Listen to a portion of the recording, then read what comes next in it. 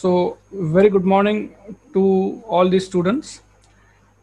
Auditing का हमारा second chapter का डिस्कशन चल रहा था। लास्ट जो हमारा लेक्चर हुआ था उसमें हमारा जो चैप्टर नंबर 2 है उसका टाइटल है एरर्स, फ्रॉड्स एंड सैम्पलिंग। तो जो लास्ट लेक्चर हमारा हुआ था उसमें हमने the meaning of error, meaning of fraud और अलग अलग टाइप की एरर्स कौन सी होती है, errors of commission, errors of omission, duplicating errors, okay, compensating errors, ये सभी अलग अलग टाइप की एरर्स और उनका क्या इम्पैक्ट होता है ट्रायल बैलेंस और प्रॉफिट एंड लॉस अकाउंट पे, उसका डिस्कशन हमने फिनिश किया था। आज का जो हमारा लेक्चर है उसमें हम फ्रॉड्स के बारे में डिस्कशन शुरू करेंगे कि what is the meaning of fraud and what are the different types of frauds. So जब हमने फर्स्ट चैप्टर पढ़ा था, ये फर्स्ट नहीं, जब सेकंड चैप्टर शुरुआत किया था पढ़ना, तब हमने एक चीज़ डिस्कस की थी, वो थी एरर्स वर्सेस फ्रॉड। ओके, ये डिस्कस किया था हमने कि what is the difference between errors and frauds. तो एरर क्या होती है? एरर जो होती है वो आपसे अकाउंटिंग करते वक्त, अकाउंटिंग एंट्रीज पास करते वक्त अगर कोई गलती हुई है तो उसे हम एरर में क्लासिफाई करेंगे। ओके, जानबूझ के अगर आपने कोई काम किया है तो उसको हम एरर नहीं कहेंगे। अकाउंटिंग एंट्रीज पास करते वक्त अगर आपसे कोई गलती हुई है तो हम उसे एरर्स में क्लासिफाई करेंगे। लेकिन फ्रॉड का जो मीनिंग होता है वो क्या होता है कि आपने जानबूझकर कोई ऐसी एक्टिविटी करी है जिसकी वजह से आपको बेनिफिट हो रहा है और ऑर्गेनाइजेशन को, जिस ऑर्गेनाइजेशन में आप काम करते हो वहाँ पे उनको नुकसान हो रहा है। ओके, किसी और का नुकसान करके आपने खुद का बेनिफिट अगर किया है तो उस टर्मिनोलॉजी को हम कहेंगे कि क्या हुआ है, यहाँ पे फ्रॉड हुआ है। कोई भी एम्प्लॉय जब फ्रॉड करता है तो वो अपने पर्सनल गेन के लिए वो फ्रॉड करता है at the expense of the organisation in which he is working. किसी भी ऑर्गेनाइजेशन में जब फ्रॉड होता है तो ऑर्गेनाइजेशन को नुकसान होता है, ऑर्गेनाइजेशन को लॉस होता है। ओके, तो जब हम ऑडिट करते हैं, किसी भी ऑर्गेनाइजेशन का ऑडिट करते हैं, तो हमारा ये ड्यूटी होता है कि हम हमारा ऑडिट इतना केयरफुली करें कि अगर कोई एरर या फ्रॉड हुए हैं ऑर्गेनाइजेशन में तो वो हम डिटेक्ट कर पाए। ओके, यहाँ पे एक चीज़ ध्यान रखनी है कि जो ऑडिटर होता है उसका मेन ऑब्जेक्टिव एरर्स और फ्रॉड को डिटेक्ट करना नहीं होता। ओके, जो ऑडिटर होता है उसका मेन ऑब्जेक्टिव क्या होता है? To ensure that the books of accounts show true and fair view. Okay, ये इसका प्राइमरी ऑब्जेक्टिव है। लेकिन इसी के साथ साथ अगर आप ये इंश्योर कर रहे हो कि आपकी बुक्स ऑफ अकाउंट्स ट्रू और फेयर व्यू दिखाती है या नहीं दिखाती, तो आपने केयरफुली आपका ऑडिट करना है। और जब भी आप केयरफुली ऑडिट करोगे तो अगर कोई ना कोई फ्रॉड हुए होंगे या कोई एरर हुए होंगे तो वो आपके ऑटोमेटिकली आपके सामने आएंगे during the course of audit. Okay, so auditor की ये जिम्मेदारी है कि ऑडिट करते टाइम अगर कोई फ्रॉड या कोई एरर वो डिटेक्ट करता है तो उस फ्रॉड और उस एरर से रिलेटेड जो भी रिपोर्टिंग करना है मैनेजमेंट को, वो रिपोर्टिंग का काम ऑडिटर ने करना चाहिए, ये उसकी ड्यूटी होती है। ओके, अब फ्रॉड जो होते हैं वो 3 टाइप के होते हैं। पहला होता है miss appropriation of cash, second होता है मिस अप्रोप्रिएशन ऑफ गुड्स और तीसरा होता है मैनिपुलेशन ऑफ अकाउंट्स। ओके, यहाँ पे 3 डिफरेंट टाइप्स ऑफ फ्रॉड्स दिए हैं: misappropriation of cash, miss appropriation of goods and manipulation of accounts. अच्छा, ये मिस अप्रोप्रिएशन का मतलब क्या होता है? कोई बता पाएगा? What is the meaning of miss appropriation?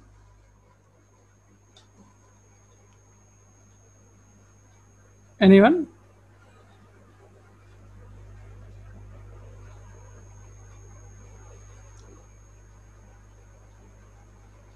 Miss appropriation का मीनिंग होता है एक मीनिंग होता है इम्बेजलमेंट। ओके, इम्बेजलमेंट भी अगर नहीं आपको डिफिकल्ट थोड़ा लगता है तो सिंपल सा मीनिंग होता है स्टीलिंग। ओके, स्टीलिंग या थेफ्ट। मिस अप्रोप्रिएशन करना मतलब क्या करना, कोई भी चीज चुराना या उसकी चोरी करना या उसे गायब करना किसी जगह से, उसे हम कहते हैं misappropriation. Okay, is it clear? तो misappropriation of cash, misappropriation of goods and misappropriation of, not misappropriation, manipulation of accounts। Manipulate करना मतलब क्या? अब यहाँ पे कोई बता पाएगा what is the meaning of manipulation? अगर आपको आंसर आता है तो आप अपने आप को अनम्यूट करके आंसर बता सकते हो। मैनिपुलेट करना मीन्स क्या?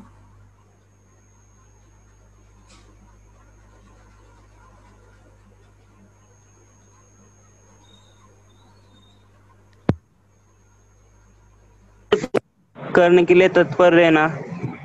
क्या आवाज नहीं आया बेटा आपका बराबर से?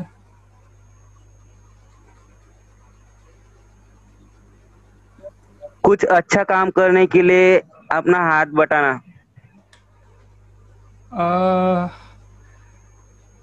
ठीक है, लेकिन ये डेफिनेशन नहीं है, थोड़ा सा अलग डेफिनेशन आपने बताया मुझे मैनिपुलेशन का।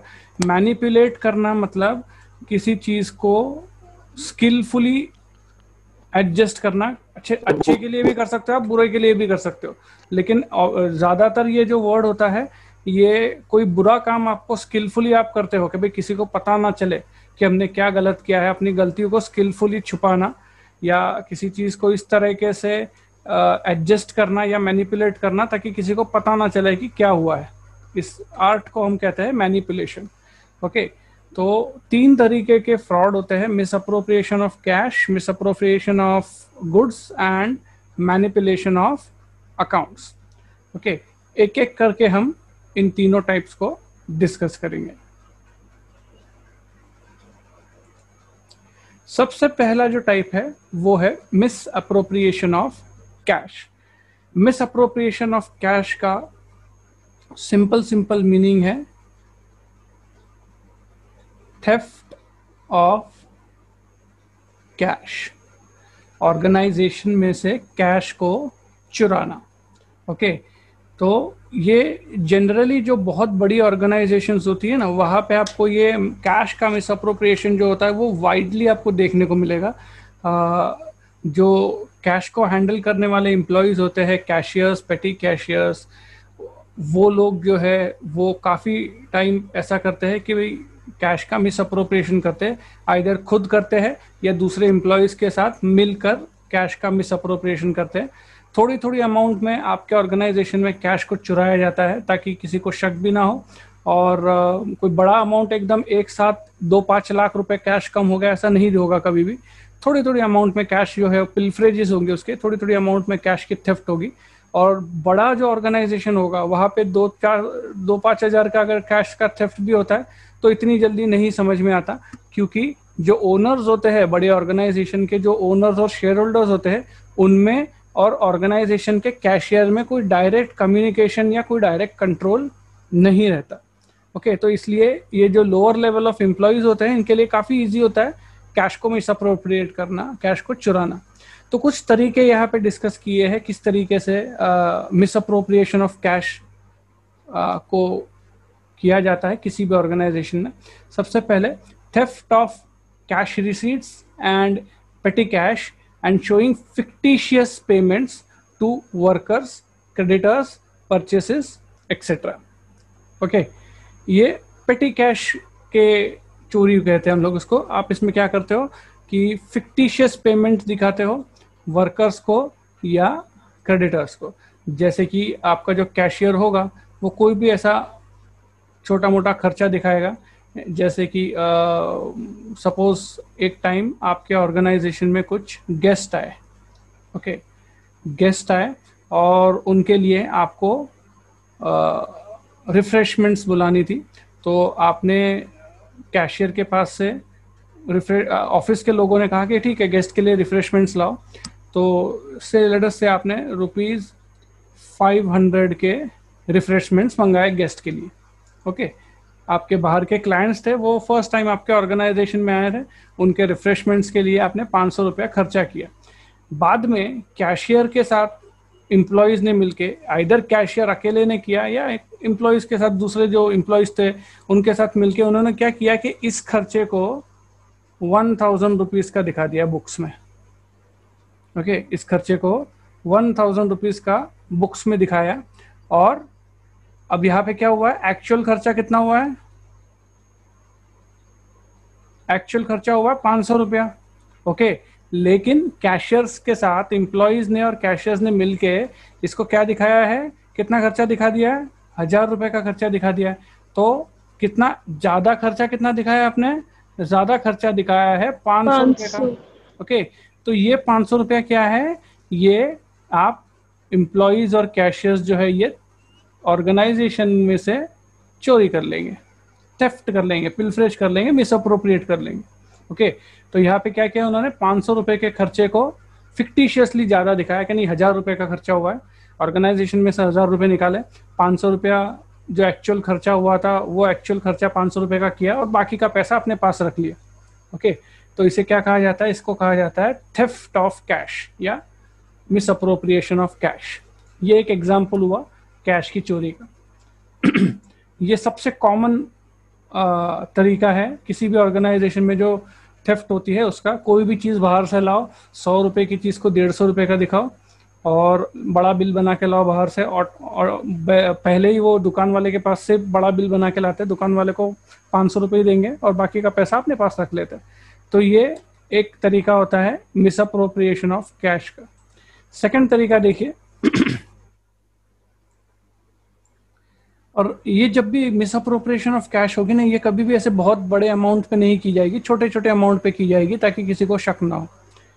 सेकंड होता है शोइंग फॉल्स पेमेंट और access payment in cash book.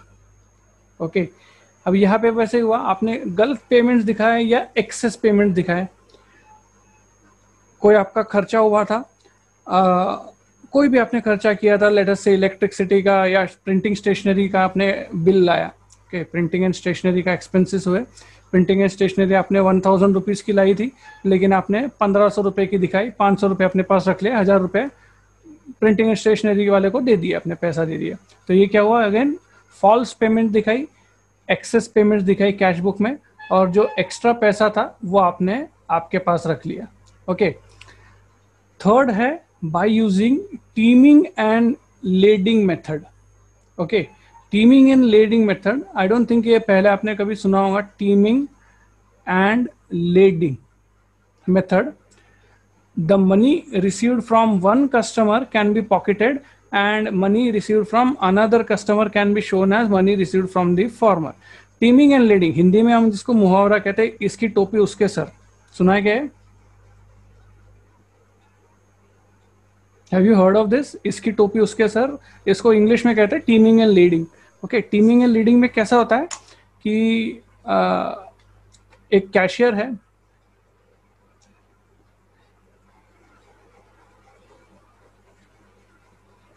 Okay, उसके पास कस्टमर्स जो है वो पेमेंट देते हैं। कैशियर नहीं कहेंगे उसको, या एम्प्लॉय कहेंगे ऑर्गेनाइजेशन का, क्योंकि हर टाइम कैशियर ही फ्रॉड करेगा ये जरूरी नहीं है। ओके, ये जो एम्प्लॉय है इसका काम है कस्टमर से पैसा कलेक्ट करना और उसको रिकॉर्ड करना। बहुत सारा पावर उसको देके रखा है कि वो क्या करता है, जो भी हमारे कस्टमर्स होते हैं जिनको हमने सामान या हमारे प्रोडक्ट्स जो है वो क्रेडिट में जिनको जिनको बेचे हैं, उनके पास जाके वो कस्टमर के पास से पैसा वसूल करता है। ओके, और जो भी पैसा उसके पास आया वो पैसा ऑर्गेनाइजेशन में जमा करता है और कहता है कि ठीक है, इतना इतना पैसा इन कस्टमर से आया। इन शॉर्ट, ही इज इसका काम क्या है, डेब्ट रिकवरी।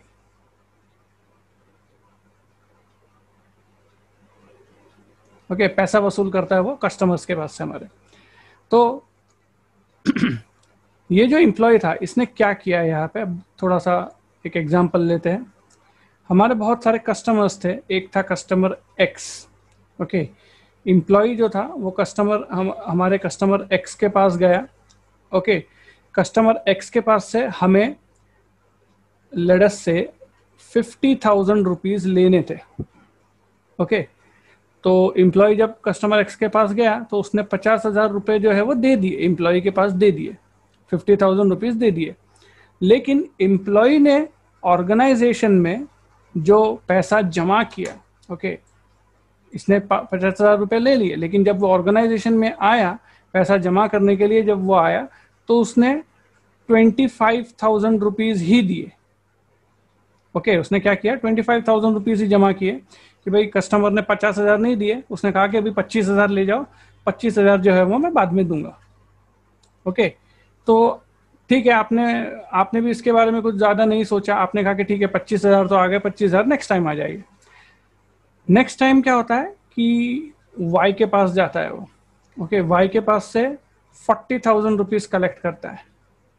ओके, लेकिन अब वो क्या दिखाता है, ये जो 40,000 है ना, ये पूरे दिखाता है, वो 40,000 रुपीज आए ऐसा दिखाता है ऑर्गेनाइजेशन में, लेकिन ये 40,000 का ब्रेकअप कैसा दिखाता है, 25,000 एक्स के है और 15,000 वाई के है, वो ऐसे दिखाता है। ओके, एक्चुअल में वाई ने कितने दिए थे, 40,000 दिए थे। मतलब यहाँ पे क्या कर रहा है, वो 25,000 रुपए उसने अपने पास निकाल के रख दिए हैं, और अभी वो क्या कर रहा है, इधर से उधर, उधर से उधर, ऐसे वो टीमिंग एंड लीडिंग कर रहा है। एक एम्प्लॉय के पैसे दूसरे एम्प्लॉय के नाम पे दिखा, एक कस्टमर का पैसा दूसरे कस्टमर के नाम पे दिखा रहा है। ऐसे करते जाएगा वो, जब तक ये अमाउंट बढ़ते जाएगा, ऐसा बढ़ते जाएगा। कभी कभी वो बीच में से ऐसा भी दिखाएगा कि ठीक है, ये कस्टमर को 50,000 देने थे, आखिरी में इसके बाद मैंने बहुत चक्कर मारा, इसने सिर्फ 45,000 दिए, 5,000 नहीं दिए। एक्चुअल में ये एक्स ने पूरे पैसे दे दिए होंगे, लेकिन वो दिखाएगा वहां पे, हमें क्या बोलेगा कि नहीं भाई 5,000 नहीं दिए। ऐसा कर करके वो बहुत बड़ा फ्रॉड जो है, वो एम्प्लॉय जो है बहुत बड़ा कैश का फ्रॉड कर देगा। ओके, तो इसको हम क्या कहते हैं, teeming and lading method. Okay, इसको क्या कहते हैं, teeming and lading method. Final जो कैश का मिसअप्रोप्रिएशन होता है उसे कहा जाता है cash sale is shown as credit sale. Okay, cash sale is shown as credit sale. Again आपका एक एम्प्लॉय है, एम्प्लॉय नहीं कहेंगे, सेल्समैन है, एक सेल्समैन है, उसने मिस्टर ए को 50,000 रुपीज के गुड्स बेचे। ओके, लेकिन वो दिखाएगा ऑर्गेनाइजेशन में, जब वो रिपोर्टिंग करेगा बिल बना के, तो वो कहेगा कि ये जो 50,000 के गुड्स है वो मैंने क्रेडिट पे बेचे। एक महीने के बाद मिस्टर ए जो है वो पैसा दे देगा।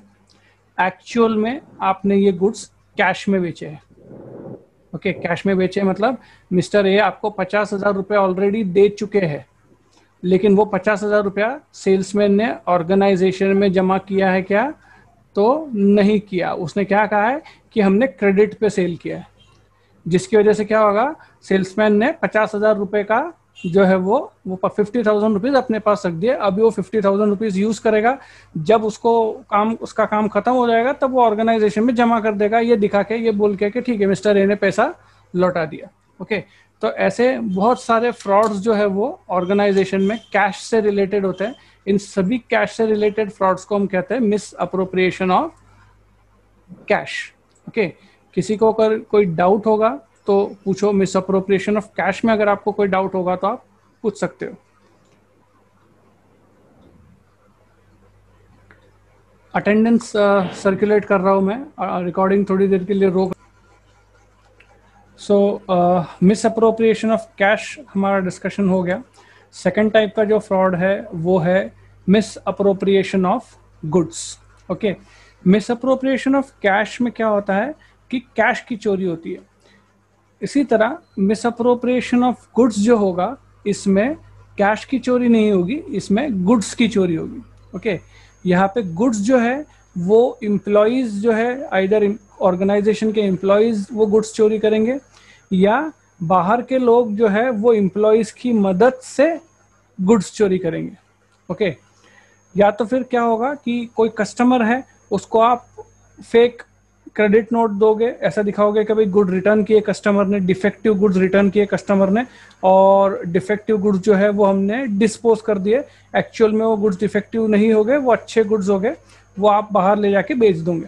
ओके, तो इसको हम कहते हैं मिस अप्रोप्रिएशन ऑफ गुड्स। बहुत बार ऐसे बहुत सारे फैक्ट्रीज होती है, बहुत सारे इंस्टीट्यूट ऑर्गेनाइजेशंस होती है जिसमें काफ़ी वैल्यूएबल चीज़ें बनती है और साइज में भी छोटी होती है। तो ऐसी फैक्ट्रीज में ना इस तरीके का मिस अप्रोप्रिएशन ऑफ गुड्स जो है वो बहुत देखा जाता है। स्पेशली जो इलेक्ट्रॉनिक फैक्ट्रीज होती है जहाँ पे छोटे चिप्स वगैरह बनते हैं, या कोई हाई वैल्यू आइटम्स जहाँ पे बनती है, ऐसी जो फैक्ट्रीज होती है उसमें बहुत बार ऐसा होता है कि एम्प्लॉयज़ जो होते हैं वहाँ के, वो थोड़ा थोड़ा सामान जो है वो चोरी करते हैं और बाहर मार्केट में लेके जाके उसको फिर बेचते हैं। तो इस तरीके की चोरी को या इस तरीके के मिस अप्रोप्रिएशन को हम कहते हैं misappropriation of goods. Miss appropriation of goods जो है वो कैश से बहुत ज़्यादा इजी है, क्योंकि आपको इसमें कुछ अकाउंटिंग एडजस्टमेंट या अकाउंट्स में कुछ नहीं करना होता। आपके जो एम्प्लॉयज़ हो गए वो डायरेक्टली थोड़ा थोड़ा सामान अगर रोज ऑर्गेनाइजेशन के बाहर लेके जाते हैं चुरा के, तो आपको डिटेक्ट करने में वो बहुत डिफिकल्ट जाता है। ओके, आपको डिटेक्ट करने में वो जो होगा वो बहुत डिफिकल्ट जाता है।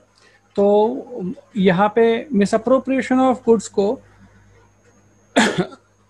रोकने का एक ही तरीका होता है कि आपको बहुत ही स्ट्रिक्ट इंटरनल कंट्रोल आपके पास रखना है, स्टॉक का कंट्रोल आपके पास स्ट्रिक्ट रखना है, और कुछ ऐसे आपके पास कंट्रोल प्रोसीजर्स होने चाहिए जैसे कि आपके सभी एम्प्लॉयज़ जब ऑर्गेनाइजेशन में आते हैं और जाते हैं, बाहर जाते हैं, तब उनकी चेकिंग होनी चाहिए। स्पेशली अगर कोई हाई वैल्यू आइटम्स होती है या कोई सेंसिटिव प्रोडक्शन फैसिलिटीज़ होती है, जैसे कि सपोज कोई आर्नामेंट्स फैक्ट्री है जहाँ पे एम्यूनेशन वगैरह बनता है, तो वहाँ पे आप देखिए जो भी आपके एम्प्लॉयज़ होते हैं वो जब बाहर जाते हैं तब उनकी स्ट्रिक्ट चेकिंग होती है। इवन उनके टिफ़िन बॉक्सेस भी खोल के देखे जाते हैं कि कोई गुड्स, कोई चीज़ चुरा के तो नहीं लेके जा रहे एम्प्लॉय बाहर। तो ऐसे टाइप के आपको चेक्स रखने होंगे, तब जाके आपका मिस अप्रोप्रिएशन ऑफ गुड्स जो है या गुड्स की जो चोरी है वो आपकी कम होती है। काफ़ी सिंपल है, इसमें कुछ ज़्यादा डिस्कशन जैसा नहीं है। मेन जो हमारा पार्ट है फ्रॉड्स में वो होता है manipulation of accounts. Okay, accounting records का मैनिपुलेशन, ये काफ़ी इम्पॉर्टेंट है, और जो बड़े फ्रॉड्स होते हैं वो मैनिपुलेशन ऑफ अकाउंट से किए जाते हैं। और जनरली मैनिपुलेशन ऑफ अकाउंट्स जो है वो अकाउंटेंट या एम्प्लॉयज़ नहीं करते, इसमें टॉप मैनेजमेंट इन्वॉल्व होती है। इसे ये जो फ्रॉड होते हैं ये बड़े फ्रॉड होते हैं, इसमें डायरेक्टली ऑर्गेनाइजेशन की जो टॉप मैनेजमेंट होती है वो डायरेक्टली इन्वॉल्व होती है। ओके, और ये पैसा कमाने के लिए या खुद के बेनिफिट के लिए नहीं किया जाता है, कुछ स्पेसिफिक पर्पस होता है। ऑर्गेनाइजेशन की इमेज सुधारने के लिए, ज़्यादा बैंक से ज़्यादा लोन लेने के लिए, शेयर होल्डर्स में हमारा कॉन्फिडेंस बनाए रखने के लिए, ये कुछ ये होते हैं उनके ऑब्जेक्टिव्स होते हैं। ओके, तो मैनिपुलेशन ऑफ अकाउंट्स जब भी हम करते हैं तो दो स्पेसिफिक पर्पस होते हैं। एक तो ज़्यादा प्रॉफिट दिखाने के लिए आप अकाउंट्स का मैनिपुलेशन करते हो, शोइंग हायर प्रॉफिट्स। ओके, ज़्यादा प्रॉफिट दिखाने के लिए आप अकाउंट्स का मैनिपुलेशन कर सकते हो, या कम प्रॉफिट दिखाने के लिए आप अकाउंट्स का मैनिपुलेशन कर सकते हो। आज का जो हमारा लेक्चर होगा उसमें सिर्फ हम शोइंग हायर प्रॉफिट डिस्कस करेंगे। उसके बाद हमारा जो टाइमिंग है वो भी ऑलमोस्ट ख़त्म होने को आया है, तो फिर से हम लोग ऑडिटिंग का मीटिंग नहीं लेंगे, हम इनकम टैक्स शुरू करेंगे। और आज थोड़ा ऑडिटिंग का जो मीटिंग है वो लिमिटेड लेंगे। तो showing higher profits, following are the reasons behind showing higher profit. आप ज़्यादा प्रॉफिट क्यों दिखाओगे? ओके, आपके ऑर्गेनाइजेशन को में प्रॉफिट नहीं है, कि आपके ऑर्गेनाइजेशन का फाइनेंशियल पोजीशन अच्छा नहीं है, फिर भी आप अकाउंटिंग एडजस्टमेंट करके ज़्यादा प्रॉफिट दिखाते हो। क्यों ऐसा करते हो? तो उसके पीछे कुछ रीजंस होते हैं। पहला रीजन है टू ऑब्टेन क्रेडिट और इनहैंस एग्जिस्टिंग क्रेडिट, मतलब बैंक से लोन लेने के लिए आप क्या करते हो, जानबूझ के आपकी फाइनेंशियल पोजीशन सुधारते हो। क्यों? क्योंकि अगर आपकी फाइनेंशियल पोजीशन खराब होगी तो कोई भी बैंक आपको लोन नहीं देगा। ओके, तो इसलिए जानबूझ के आप क्या करते हो, आपके प्रॉफिट फिगर्स जो है बुक्स में ज़्यादा से ज़्यादा सेल दिखाते हो, बुक्स में आप मैनिपुलेट करते हो बुक्स के अकाउंट्स को इस तरह कि आपको ज़्यादा प्रॉफिट दिख सके। ओके, वैसे ही to maintain the confidence of shareholders. Shareholders कौन होते हैं? वो पर्सन होते हैं जिन्होंने आपके ऑर्गेनाइजेशन में पैसा इन्वेस्ट किया है। ओके, तो अगर उनको कल जाके ऐसा लगता है कि ये बिजनेस जो है ये ज़्यादा पैसा नहीं कमा रहा है, इसको ज़्यादा प्रॉफिट नहीं हो रहा, तो शेयर होल्डर क्या कर सकते हैं? वो आपकी कंपनी के शेयर्स बेच के बिजनेस से बाहर जा सकते हैं। ओके, तो अगर शेयर होल्डर्स अपने कंपनी के, आपकी कंपनी के शेयर्स बेच के बिजनेस से के बाहर चले जाएंगे तो इसमें आपकी कंपनी को नुकसान है। ओके, तो आपके शेयर होल्डर्स को मेंटेन रखने के लिए, शेयर होल्डर्स में कॉन्फिडेंस मेंटेन रखने के लिए आप क्या करते हो? जो मैनेजमेंट होती है वो जानबूझ के अच्छा प्रॉफिट दिखाती है, अच्छा फाइनेंशियल पोजीशन दिखाती है खुद का। तीसरा, to hike the market price of the shares of the company and enable the sale of those at higher price. अब ये क्या होता है कि टॉप मैनेजमेंट है, सपोज कंपनी की टॉप मैनेजमेंट है, 5 डायरेक्टर्स है। ओके, उनके पास बहुत सारे शेयर्स है कंपनी के। ओके, उनके पास जो है ना बहुत सारे शेयर्स है कंपनी के। लेट अस से 20% जो भी कंपनी के शेयर्स है उनके 20% शेयर्स इन 5 डायरेक्टर्स के पास है, और इनको प्रॉफिट कमाना है। ये लोग क्या करेंगे यहाँ पे कि इनको ये पैसा जो है ये निकाल देना है, अपना 20% शेयर जो है निकाल देना है। तो वो क्या करेंगे कि जानबूझ के कंपनी का हायर प्रॉफिट दिखाएंगे। अभी आपको पता है स्टॉक मार्केट में जिस कंपनी का जितना ज़्यादा प्रॉफिट होगा उतना ही उसका शेयर ऊपर जाएगा। ओके, तो आप अगर 1 साल 2 साल तक बहुत ज़्यादा प्रॉफिट दिखाते हो, ओके, तो ऑब्वियसली आपकी कंपनी का शेयर्स जो है वो भी ऊपर जाएंगे। जैसे ही आपकी कंपनी के शेयर्स ऊपर जाएंगे, ये डायरेक्टर्स क्या करेंगे? अपने शेयर्स हायर प्राइस में बेच देंगे। ओके, और हायर प्राइस में बेचने के बाद फिर जब कंपनी के शेयर्स नीचे आएंगे तो उनको नुकसान नहीं होगा उस चीज़ का। ओके, तो मार्केट प्राइस बढ़ाने के लिए आप क्या कर सकते हो? आपके कंपनी की टॉप मैनेजमेंट क्या कर सकती है? कंपनी का फाइनेंशियल पोजीशन अच्छा दिखा सकती है। ओके, वैसे ही जो आपके कंपनी की टॉप मैनेजमेंट होगी, जो डायरेक्टर्स होंगे, उनको डायरेक्टर्स की फीस मिलती है या रेम्यूनरेशन मिलता है। बहुत बार ऐसा होता है कि जो टॉप मैनेजमेंट होते हैं या जो आपके कंपनी के डायरेक्टर्स होते हैं, उनको जो पैसा मिलता है वो पैसा डिपेंड करता है कि आपकी कंपनी को प्रॉफिट कितना हुआ है। ओके, जितना भी प्रॉफिट होगा उस प्रॉफिट पे एक सर्टेन % ऑफ कमीशन मिलता है डायरेक्टर्स को। तो जितना ज्यादा प्रॉफिट होगा उतना ज्यादा कमीशन मिलेगा डायरेक्टर्स को। तो डायरेक्टर्स यहाँ पे क्या करेंगे? जानबूझ के मैनिपुलेट करेंगे अकाउंट्स को इस तरीके से कि ज्यादा से ज्यादा प्रॉफिट दिखा सके और ज्यादा से ज्यादा कमीशन ले सके। ओके, तो ये कुछ तरीके होते हैं। डिविडेंड हायर रेट पे डिक्लेयर करते हैं। अगर डिविडेंड हायर रेट पे डिक्लेयर करेंगे तो आपको प्रॉफिट ज्यादा दिखेगा। ओके, तो इन सब चीजों की वजह से, सॉरी नॉट डिविडेंड डिक्लेयर, अगर उन्हें डिविडेंड हायर रेट पे डिक्लेयर करना हो तो वो प्रॉफिट ज्यादा दिखाते हैं। ओके, क्यों ऐसा होगा? अब डिविडेंड किसको मिलता है? डिविडेंड मिलता है शेयर होल्डर्स को। डिविडेंड कब मिलेगा आपको? जब आपको प्रॉफिट हुआ होगा। आपको अगर प्रॉफिट नहीं हुआ होगा तो आप डिविडेंड दे पाओगे क्या? नहीं दे पाओगे। आप डिविडेंड नहीं दे पाओगे तो शेयर होल्डर्स जो है वो आपका कंपनी छोड़ के चले जाएंगे। ओके, तो आपके शेयर होल्डर्स को मेंटेन करने के लिए, ज्यादा से ज्यादा डिविडेंड देने के लिए आप क्या करोगे? ज्यादा से ज्यादा प्रॉफिट दिखाओगे। ओके, तो ये कुछ तरीके होते हैं, ये कुछ रीजंस होते हैं जिनकी वजह से कंपनी का जो टॉप मैनेजमेंट होता है वो जानबूझ के हायर प्रॉफिट्स दिखाता है ताकि वो ये सब चीज़ों का एडजस्टमेंट कर सके। बैंक से लोन लेना हो तो आप हायर प्रॉफिट दिखाते हो। मार्केट प्राइस अगर आपको कंपनी के शेयर्स की बढ़ानी है तो आप हायर प्रॉफिट दिखाते हो, and so on. Okay, so this are some of the steps. किसी को कोई डाउट यहाँ पे?